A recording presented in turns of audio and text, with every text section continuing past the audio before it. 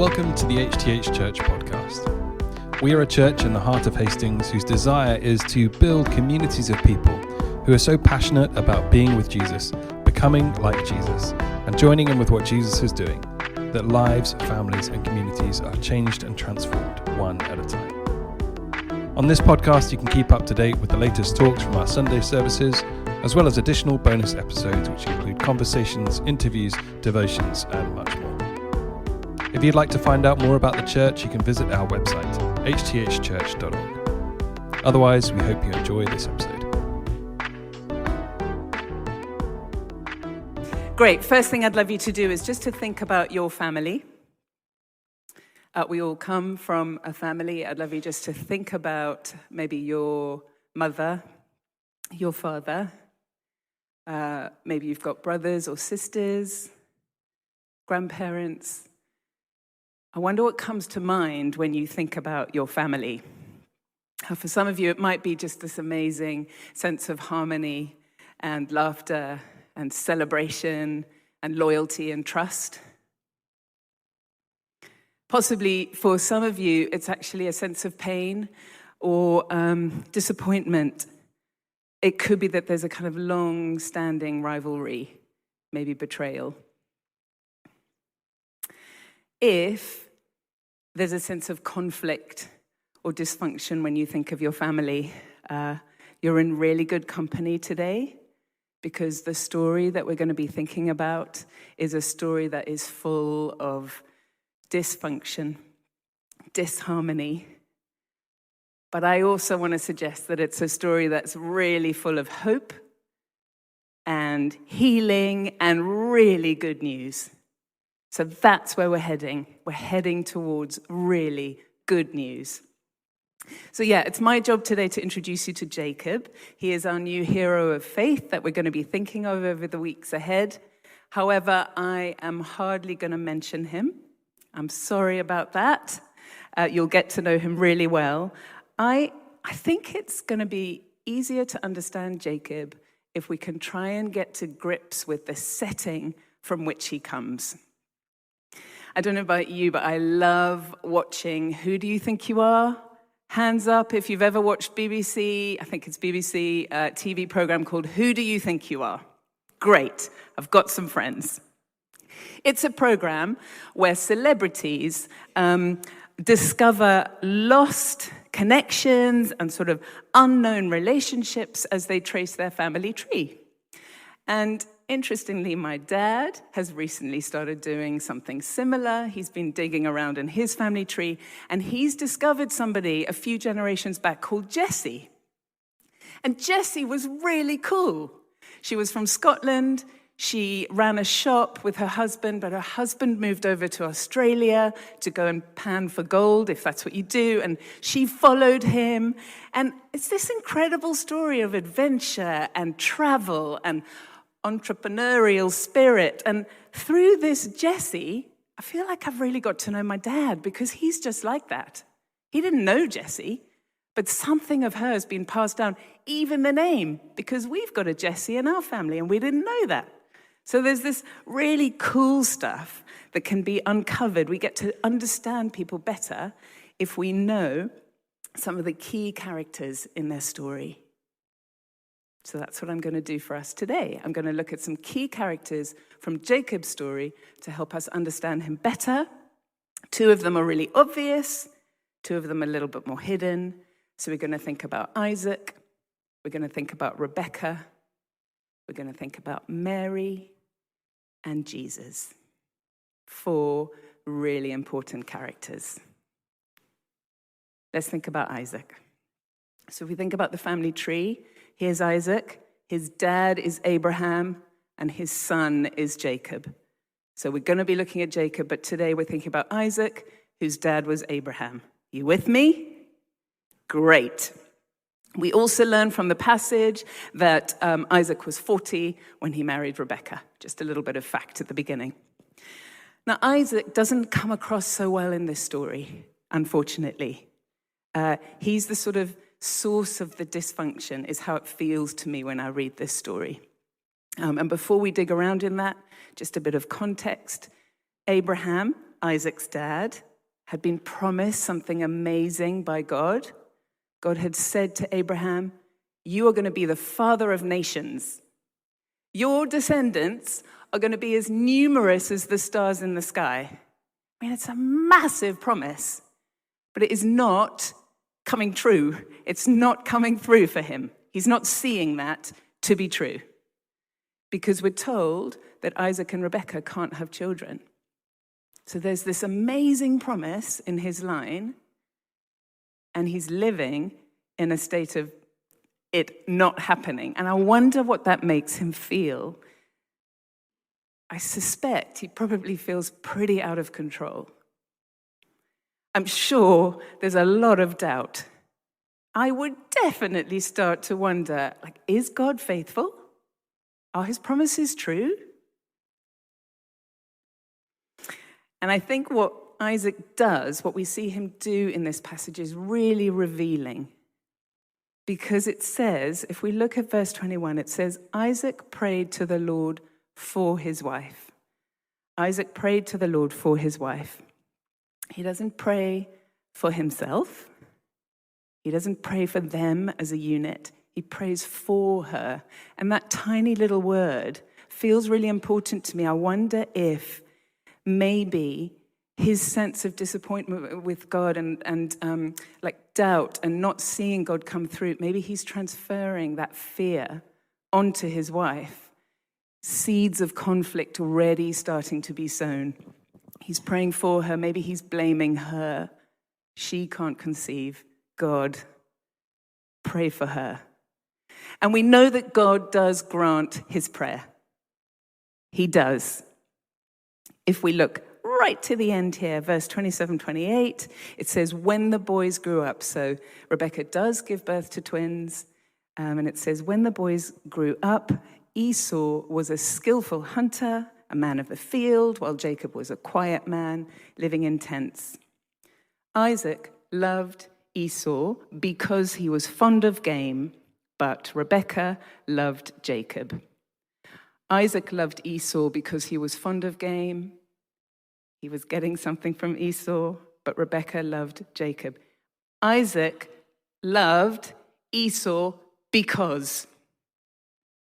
Isaac loved Esau because. It's 4 really important words. That because is massive. If we think about Esau, I could try and paint a picture of him. I'm not a very good artist, but with my words, I imagine him to be super strong, probably really brave. I suspect he's hairy and out in the fields and hunting and skilled, and he's got all the stuff that you need to do that kind of thing. And he's bringing back food for the family, so he's super useful and resourceful. I mean, he's the obvious choice to love, right? Don't we all kind of go for that sort of person? If you look at any Disney movie, there's Esau being loved. So it's easy to be hard on Isaac, but, he's following what a lot of us already do. We go for power and looks and skills and resources and usefulness. There's a kind of way of doing things, and he's just fitting in with the obvious line. And here I just want to pause, because there's going to be 2 points during our morning where I just want to take a moment to wonder about us and how we feel, because I really want to make space to pray at the end of our time together. And so my first question to all of us is, have you ever felt that you've been loved because? Have you felt that you've been loved because, maybe it's because of what you look like. Maybe it's because of how your mind works and you're particularly brilliant with your mind. Or maybe it's your personality and actually you're just super kind.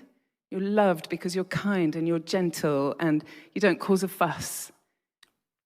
Maybe you feel that you haven't been loved for similar reasons. Maybe you're unlovable because of the way you look or your personality. Maybe you're quite difficult, quite argumentative. You're actually a bit of a pain to be around. So maybe you've learned, well, I'm unlovable because. Just wanted to pause there. Have that in your mind. It could be that God wants to say something to you about that. and we can pray about it later. So here we have Isaac loving Esau because. We'll come to Rebecca later, don't worry. He's caught in this kind of generational cycle, is how it feels to me, of favoritism. If we look back, Isaac, had been favored by his dad, Abraham, in favor of his brother Ishmael. So you can go and dig around in there. There's like this line moving down of favoritism, of kind of elevating one person over the other. It's a cycle that's really hard to break out of on his own. But there's good news. I told you there was good news, so stick with me. And the good news, little seeds of good news and healing start to appear, and they appear through Rebecca. So we've had Isaac. Now we're going to look at character number 2, and that's Rebecca. And it needs us to look again at how they loved the boys. So I've told you that Isaac loved Esau because, but we're told that Rebecca loved Jacob. There's no because. Rebecca loved Jacob. Not because of what he looked like, not because of how skilled he was, not because of what he was bringing back to the family. It seems that she just loved him. It feels like there's something deeper going on for Rebecca. She's able to sort of look deeper than the outward appearance. And doesn't that speak to a longing in us? It certainly does to me. That longing just to be loved for who I am, not what I bring or don't bring to the party, what I say or don't say, what I can or can't do. It's like this deep longing in all of us, and she's revealing an incredible truth about God through this passage. That's how God loves us. I think she reveals a deep truth about how God loves, who he is, and how he loves. If you fast forward to Jesus, further down the line in the moment of his baptism, so before Jesus has done anything at all to earn his stripes, he hasn't taught anything, he hasn't healed anybody, he hasn't cast out any demons, he hasn't comforted anybody.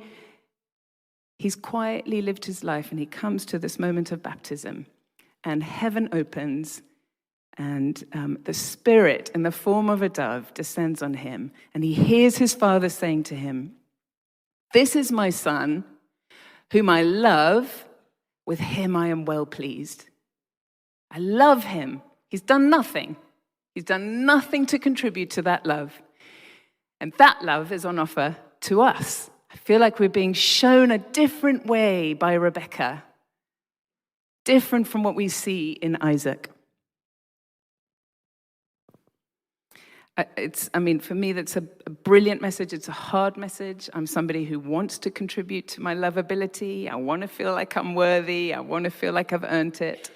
So it's a brilliant message, but maybe it's a hard message for some of us to hear as well. And I just want to really dig around in this Rebecca for a little bit, because I feel like she's managed to learn something that Isaac hasn't yet. And I think there's clues here as to maybe how she got to this deeper point that Isaac maybe hasn't reached yet. So let's go back to the passage, and I want to look at her pregnancy. So we're told Isaac prayed, Lord grants his prayer, Rebecca conceives. It all feels really straightforward, right? But actually, there are clues in there that suggest it was nothing but straightforward. Right at the end, we're told that Isaac was 60 years old when Rebecca gave birth. Please, could you remind me how old they were when they got married? Brilliant. How many years gap is that? 20 years. 20 years they've waited for an answer to this prayer. That's a really long time of waiting and longing and crying out to God. And on top of that, we're told from here in verses 22 and 23, when Rebecca does become pregnant, the pregnancy is incredibly painful. These babies are jostling around and struggling within her belly. And I'm only going by what we're told here because she says, why is this happening to me? If this is the way it's going to be, why do I live? That's really dark. It feels really full of despair. I can't live if this is how it's going to be. This is an answer to God's prayer. But if this is what it's going to be like, I don't know if I can do this.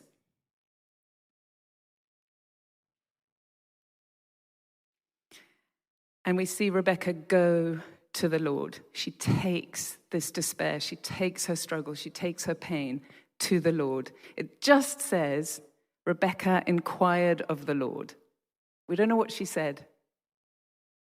In a way, it doesn't matter.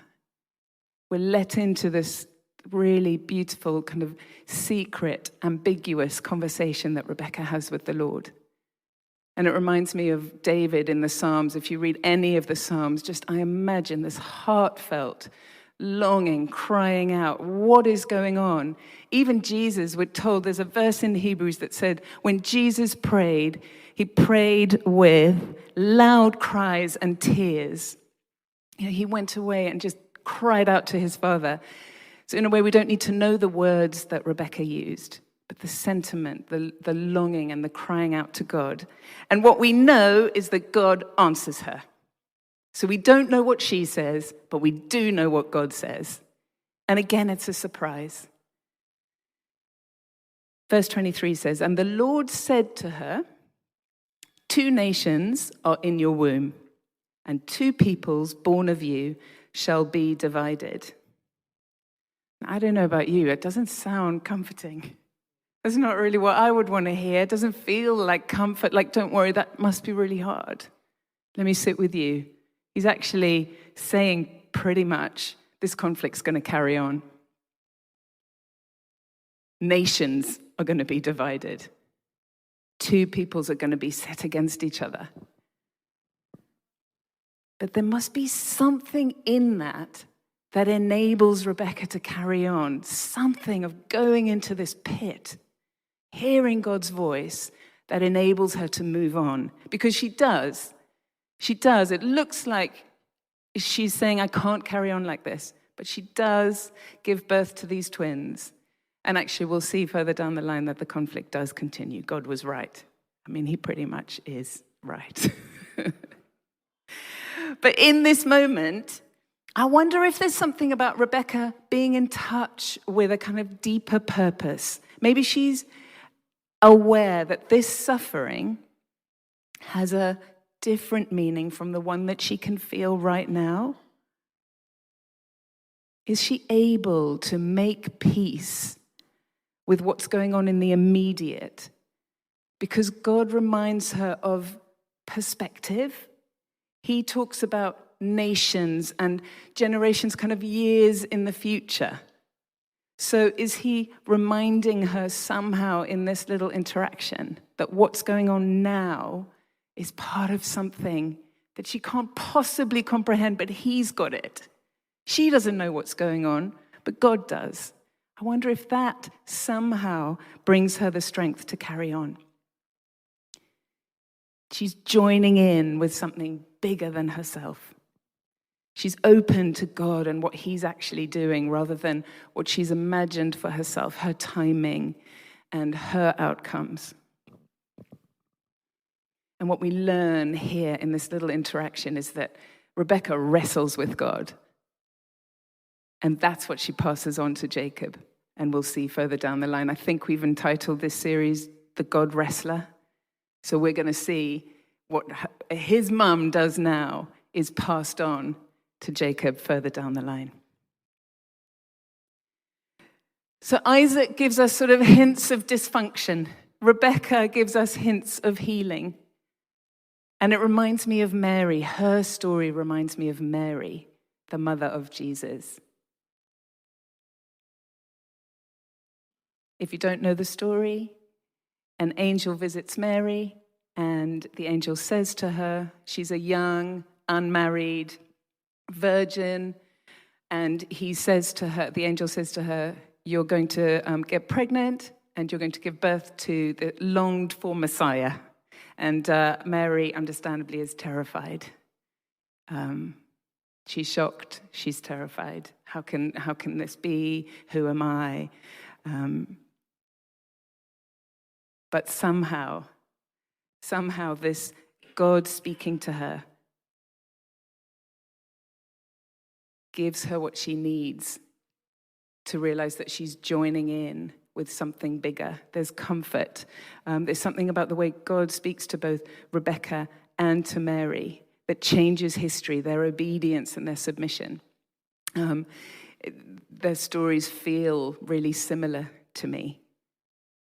So I feel like Rebecca's story is preparing us for what is to come through Mary, which is therefore preparing us for Jesus. Right here at the very beginning with Jacob and Isaac and all this family yuck, we're already being pointed always towards Jesus. It's like, remember, I've got this. I'm all over this. We're being signposted. Our eyes are being fixed forward. It's like our gaze is being encouraged forwards.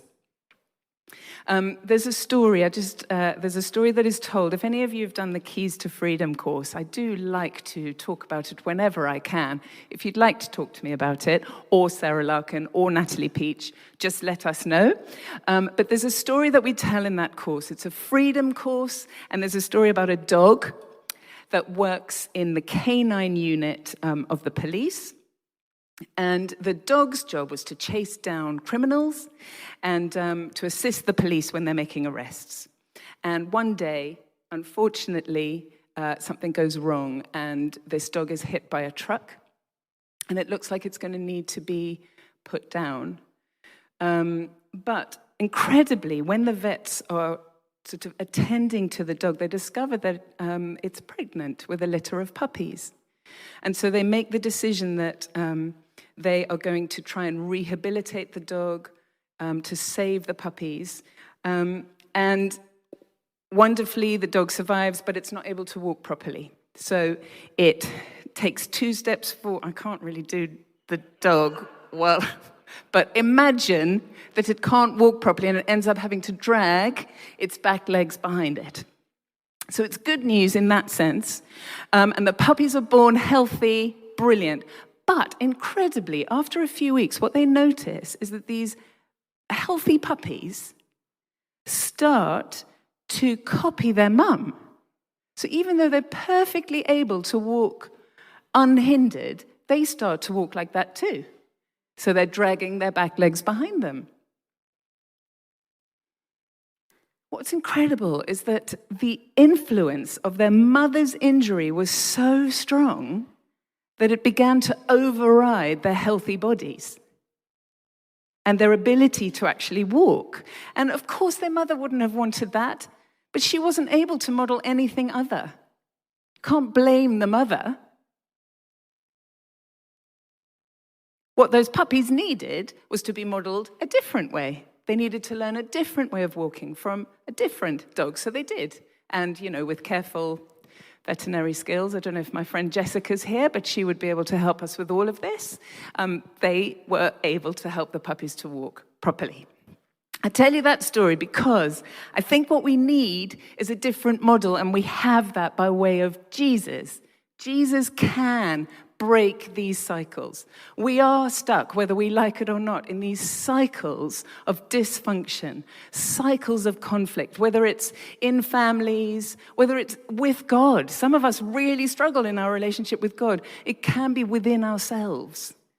There's cycles of dysfunction and conflict within us, which, we see with Rebecca, a little hint of healing, but it's only completely dealt with through Jesus. Only he is the one who can completely break those cycles for us. He is the model. He's like the one who shows those puppies how to walk. So what I would love for us to take away from this today is, I'm not sure where you're at. I'm not sure how you're feeling today. But I do feel like God really wants to do some healing with us. And I'd love to make space for that. Jesus can heal. He was healing then. We sang it earlier. And he's healing now. And he wants to continue to heal generations to come. It doesn't matter what's dribbled down through our lives. Great things, but also some stuff which maybe is not great. It can be healed. Stuff in ourselves. We know we struggle with these patterns and we can't break ourselves out of them. Jesus can heal those. So I would love to make space for that. So I'm going to close by just reminding us that this conflict, this dysfunction, this despair that started in the womb of Rebecca is actually ultimately healed in the womb of Mary, because that's where Jesus is. So the conflict is resolved. Healing has come because of Jesus. Thanks for tuning in to the HTH Church podcast. If you enjoyed this episode, why not share it with someone you think would appreciate it? And be sure to subscribe to our channel to get notified when new episodes are published. Thanks again for listening, and we hope you have a great day.